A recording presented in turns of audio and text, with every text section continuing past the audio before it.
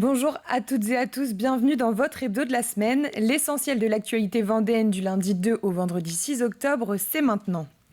Vous n'avez pas pu passer à côté de cet événement. Toute la semaine, l'Open de Vendée de tennis a pris place au Vendespace. Les finales se déroulent d'ailleurs ce dimanche. Nous nous sommes intéressés aux bénévoles juges de ligne. Juste derrière les joueurs, ils ont un rôle crucial pendant les matchs. Colline Davy a suivi l'un d'entre eux. Une petite course pour l'échauffement. Allez, on garde le rythme, allez. Et les dernières consignes avant d'entrer en jeu. Cette équipe est un peu particulière, elle ne dispute pas de match, elle le juge. En tant que juge de ligne, du coup, comme son nom l'indique, on doit juger vraiment une seule ligne. On est une aide pour l'arbitre de chaise. Le fait qu'on soit juste en face de la ligne, on est bien placé pour voir la balle. Et du coup, notre rôle, c'est ça, c'est de dire est-ce que la balle touche la ligne ou est-ce qu'elle est faute. Ce jeune arbitre de 17 ans vit ici une expérience qu'il gardera en mémoire. S'il ne peut pas suivre le match tranquillement comme en tribune, pour ce passionné de tennis, la fonction a bien d'autres avantages.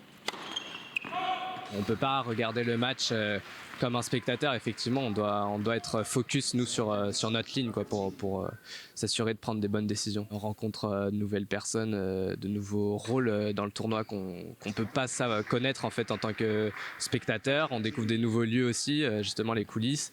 Et puis après, on rentre sur le terrain. Donc pour le coup, c'est une expérience vraiment superbe de rentrer sur le terrain qu'on voyait avant seulement en tant que spectateur. Fraîchement diplômé de niveau 2 d'arbitrage, Souleymane fait partie de la trentaine de juges de ligne présents pour l'Open de Vendée.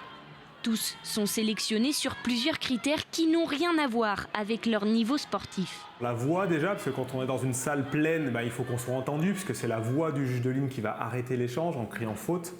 Il est évalué aussi sur la technique, puisqu'il y a pas mal de gestes à faire ou ne pas faire quand on est sur le court, donc bien les faire proprement. Et puis il est évalué bien sûr sur la vision, il faut quand même bien voir les balles, c'est le but du jeu, même si on sait très bien que à 200 km/h c'est toujours difficile, mais on n'a pas besoin d'être très très bien classé pour être un bon arbitre. Il y a des juges de ligne qui n'ont jamais eu de classement de tennis, des officiels qui n'ont jamais été classés au tennis. Donc tout est possible. Pour devenir arbitre, il faut avoir 13 ans et être licencié. Avec un peu d'expérience en plus, l'Open de Vendée peut donc devenir accessible à tous les passionnés de tennis. Le Tour de France de l'inclusion numérique a fait étape au Sables d'Olonne ce jeudi. Le but était d'accompagner les habitants pour créer leur espace santé. L'objectif, plus de fluidité dans les échanges entre professionnels de santé et une vision globale de l'état de santé du patient. Une messagerie numérique est également disponible pour échanger et déposer des documents comme des radios ou des ordonnances. C'est le partage d'informations médicales. Il va permettre d'améliorer le parcours de soins de l'assuré. Ça permet de gagner du temps dans la réalisation d'examens. Ça peut permettre d'éviter la redondance d'actes qui peuvent avoir un impact économique, mais qui peuvent aussi avoir un impact médical. Ça permet d'éviter ce qu'on appelle des problèmes de iatrogénie médicamenteuse, par exemple pour les personnes âgées, pour éviter que plusieurs médicaments pris en même temps aient des effets négatifs pour les personnes âgées. Donc ça, c'est tout ce qui permet d'améliorer vraiment le parcours de soins. 59 entreprises vendéennes vont ouvrir leurs portes du 26 au 28 octobre prochain pour les 8e journées régionales de Visiter nos entreprises.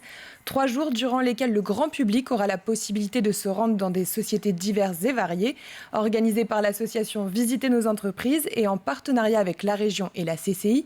L'objectif est de faire découvrir les savoir-faire et de développer le tourisme économique. En Vendée, ce sont 59 entreprises qui vont ouvrir leurs portes pour des visites aussi bien dédiées aux personnes de proximité, aux jeunes, aux demandeurs d'emploi. Tout type de structure, entreprises industrielles, entreprises artisanales, ça peut être des champignonnières, des caves, on a tout type de structures qui choisissent d'ouvrir leurs portes et de faire découvrir leur savoir-faire. 2023 a été une bonne année pour le sel à Noirmoutier. Les chiffres sont tombés ce vendredi. 130 tonnes de fleurs de sel et 2880 tonnes de gros sel ont été récoltées. La coopérative de sel de Noirmoutier est d'ailleurs la première filière de sel à avoir obtenu le label Agriéthique. Et ce label a fêté ses 10 ans. L'objectif est de garantir un commerce équitable. La coopérative de Noirmoutier s'engage donc pour sécuriser et valoriser cette ressource naturelle qui fait vivre 130 emplois sur l'île. Le reportage de Colline Davy. Des montagnes de sel désormais labellisées commerce équitable. Si l'agriculture biologique se développe, la filière sel n'est pas encore très structurée. Alors depuis août 2022, la coopérative de Noirmoutier a fait le choix d'un autre label, Agriéthique. On a décidé de se différencier autrement, notamment en allant chercher un label commerce équitable qui correspond complètement à notre modèle économique et qui va permettre, j'espère demain, de développer notre activité de saunier sur l'île, puisque c'est en garantissant un revenu décent à nos coopérateurs que demain on pourra continuer à produire et voire développer la production de sel sur l'île de Noirmoutier. La production tend à la hausse avec la météo, mais la consommation est en baisse pour des raisons de santé publique. Il faut donc se démarquer. Le label Agriéthique garantit la sauvegarde de l'emploi local, le respect de l'environnement et une juste rémunération des producteurs. 3 critères essentiels pour ces derniers. On travaille pour vivre de notre métier, donc c'est important pour nous. En tant que producteur, c'est un plus.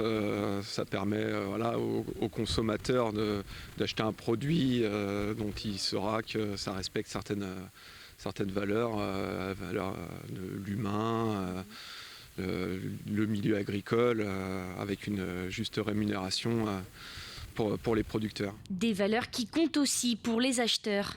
La consommation du commerce équitable en France a presque triplé en 6 ans. Agriéthique est le premier label français de cette filière avec 61% des ventes. C'est un label qui se développe, donc c'est que derrière en fait, il répond aussi à une attente. Le consommateur est aussi citoyen et se voit bien aussi que de par son acte de consommation, il fait des choix.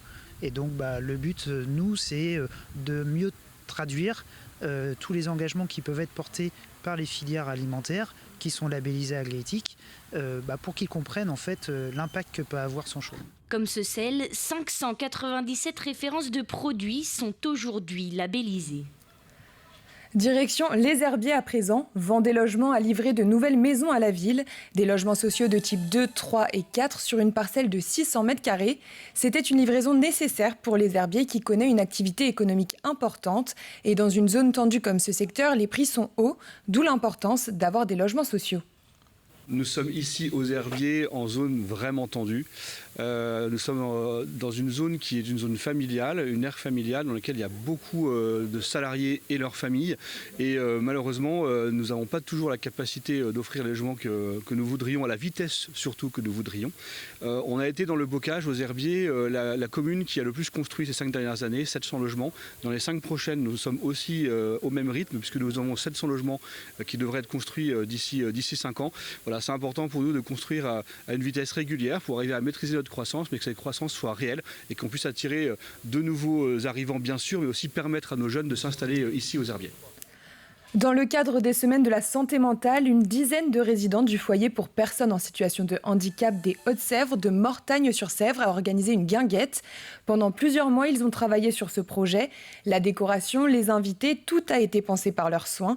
L'objectif était de valoriser les personnes en situation de handicap sur le territoire. L'événement a été un vrai succès. Retour sur cette journée festive avec Alix Lanos. Les jeux et les danses s'enchaînent. Cette guinguette, ce sont les résidents des foyers d'accueil médicalisés du pays de Mortagne qui l'ont organisée de A à Z. C'est nous qui avons tout décidé au niveau déco, au niveau lieu, au niveau invitation. Et c'était des bons moments ensemble. Et après, ce matin, à tout préparer, c'était génial. Encadrés par les équipes d'animation des foyers, les résidents se sont donc retrouvés une fois par mois pendant 1 an pour organiser cette grande journée. Alors l'idée c'était surtout de faire un travail d'équipe, de sortir, d'aller au-delà du foyer, que eux ils soient complètement porteurs de ce projet. Évidemment qu'on était là pour leur apporter des outils faciles, comme par exemple des brainstorming avec des pictogrammes, des images, pour les aider aussi à prendre des décisions. Parce que quand on a un handicap mental, ça peut être compliqué de prendre des décisions. Parmi les invités, les familles des résidents bien sûr, mais également d'autres foyers pour adultes en situation de handicap mental, des associations comme le Secours catholique, les Petits Frères des pauvres ou encore des associations d'aide aux migrants. Une grande journée de fête et de solidarité qui a ravi tous les participants, même Philippe, qui pourtant n'aime pas danser. Genre ça peut, j'aime pas trop ça, mais j'essaie de danser. J'ai été invité. Et alors qu'est-ce que vous en pensez de cette journée ? C'est super bien. Parce que c'est rare des moments comme ça. Moi, tu es trop content. Très content. Moi. On a fait des jeux, c'était super bien. Sur la scène du festival de poupées, partenaire de l'événement, tout le monde s'en donne à cœur joie. Au micro, Thomas Mindron, directeur du festival, fait l'animation. Je pense qu'on n'en aura pas assez pour tout le monde. Ils ont tous gagné aujourd'hui en fait. Donner accès à la culture au plus grand nombre, c'est aussi l'une des missions que s'est fixé le festival. Poupée n'est pas que l'été, une grosse machine. Que notre place, elle est aussi, durant toute l'année, d'aller chercher des publics empêchés, tous ceux qui n'ont pas accès à la culture ou à l'animation générale. Mission accomplie pour tous les organisateurs de la fête. Au vu des sourires qui ont ponctué la journée, cette première édition de la Guinguette ne sera certainement pas la dernière. Si vous êtes sur le point de vous marier, ce week-end, c'est la 10e édition du Salon du mariage à la Longère de Beaupuy à Mouilleron-le-Captif. 2 jours entièrement dédiés aux futurs mariés. Une 50aine d'exposants seront présents. Créateurs, fleuristes, photographes, bijoutiers. Et il y aura même des offres promotionnelles uniquement sur le salon. 2024 promet d'être une belle année pour le monde du mariage avec des changements notables. Sur le salon, les futurs mariés préparent leur mariage 2 ans, voire 3 ans à l'avance, ce qui est quand même un grand changement par rapport à nous de notre époque, puisque nous, on faisait 1 an à l'avance notre mariage, maintenant c'est 2 à 3 ans en programmation. Il y a beaucoup plus de détails qui sont mis en place dans les mariages d'aujourd'hui. Il y a beaucoup plus d'offres et de services qui sont proposés aux mariés, que ce soit en termes de déco, d'aménagement, voilà, tout ce qui va tourner autour du mariage est beaucoup plus important, je trouve. On termine donc avec le tournage d'un téléfilm au Sables d'Olonne, une production qui sera diffusée sur France Télévisions et qui s'appellera Le Vent des Sables. Le tournage devrait durer 1 mois jusqu'à début novembre. Ce mercredi, le chenal avait un air de départ de Vendée Globe, mais sans bateau, avec pour figurants des Sablais. En tête d'affiche, Marie-Josée Croze, Tom Leb, Alexandre Brasseur, mais aussi et surtout la caméra de Diane Delangle. Contrairement aux apparences, aucun bateau ne prend le départ aujourd'hui du chenal des Sables d'Olonne. Ces applaudissements nourris sont en fait réservés aux caméras. Il se tourne ici un téléfilm de la série Meurtre A pour France Télévisions. Ce film est un film policier, un polar. Le navigateur qui s'appelait Martin Berthomé est mort pendant la course. Et sa femme, qui est flic, revient 4 ans après, parce qu'il y a une série de meurtres qui se passent autour du sponsor. Pas simple toutefois de recréer l'ambiance de l'événement avec seulement une 30aine de figurants. Sur cette scène de départ de course, alors que la comédienne Marie-Josée Croze traverse la foule, l'effet est toutefois saisissant. Mais on va alterner ce peu de figuration avec des images d'archives pour essayer d'avoir au maximum la foule, l'ambiance, le son. On ne pouvait pas reconstituer entièrement un départ du Vendée Globe de par le nombre d'IMOCA qu'il faudrait pour avoir un départ, un vrai départ. Donc là, on a l'ami Kaline qui est partenaire avec nous sur ce film. Donc c'était bien parce qu'on a quand même la possibilité d'avoir filmé l'IMOCA partant. Aux côtés de Marie-Josée Croze et Tom Leb, les figurants, sablais en grande majorité, ne perdent pas une miette de l'expérience. C'est une super belle expérience. Je trouve que de connaître la réalité de tournage télé, c'est super. Pour voir comment se passait l'envers du décor. Quand on regarde un film, on n'imagine pas tout ce qu'il y a derrière. Toutes les équipes qui sont en place, toutes les répétitions qu'il faut faire et c'est agréable de côtoyer tout ce monde-là. L'exercice se complique quand sur un simple geste d'un membre de l'équipe, les encouragements doivent basculer en mode silencieux.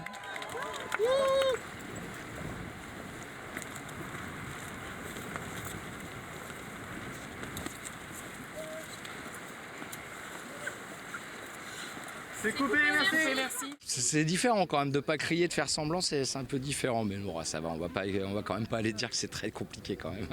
Intégralement réalisé au Sables d'Olonne, le tournage devrait prendre fin le 1er novembre. S'en suivra plusieurs mois de post-production avant une diffusion sur France 3, quelques jours avant le départ du véritable Vendée Globe 2024.